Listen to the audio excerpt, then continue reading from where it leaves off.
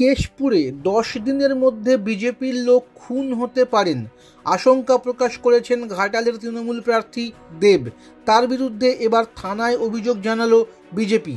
কেশপুরে আনন্দপুর থানায় সেই অভিযোগ জমা পড়েছে। পুলিশ সূত্রে খবর, বিজেপির অভিযোগ এখনও এফআইআর হিসেবে গ্রহণ করা হয়নি। ঘাটালে ভোট 25শে মে, তার আগে 10 থেকে 20শে মের মধ্যে কেশপুরে একজন খুন হবেন বলে আশঙ্কা করেছেন দেব। তার দাবি, তার কাছে খবর এসেছে বিজেপির লোকেরা কেশপুরে এক দলীয় কর্মীকে খুন করে তার দায় তৃণমূলের ঘাড়ে চাপিয়ে দিতে পারে, ভোটের মুখে রাজনৈতিক ফায়দা তোলার জন্য।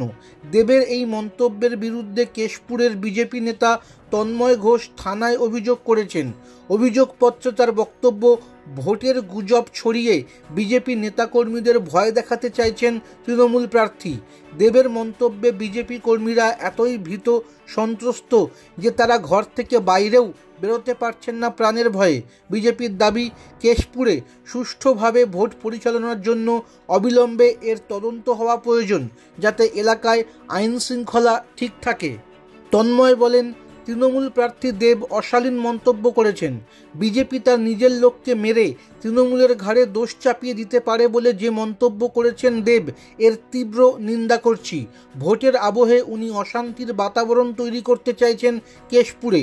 মানুষ তৃণমূলের সঙ্গে নেই।